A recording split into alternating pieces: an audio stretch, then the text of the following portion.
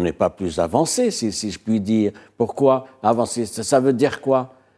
C'est-à-dire ça reste encore brumeux et fumeux, il n'y a pas encore cet engagement-là. C'est pas un peu le cachet de la diplomatie française ces dernières années, c'est cette ambiguïté. Encore une fois, ça reste quand même un membre permanent du Conseil de sécurité. Oui, sans doute. Si je puis d'un mot répondre à votre question, je doute personnellement que la diplomatie française ces derniers temps ait beaucoup de lisibilité. On a vu ce qui se passe, la position du président Macron pour le Liban.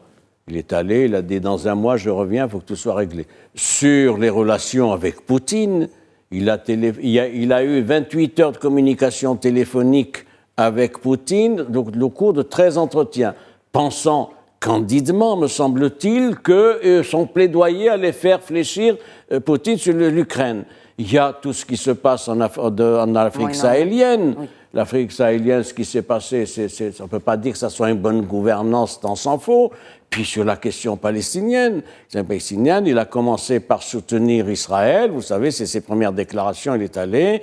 Et puis maintenant, il est en train de se positionner. Donc, pour moi, il y a de l'ambiguïté, vous avez raison de relever, mais en plus, une incapacité stratégique à définir des priorités.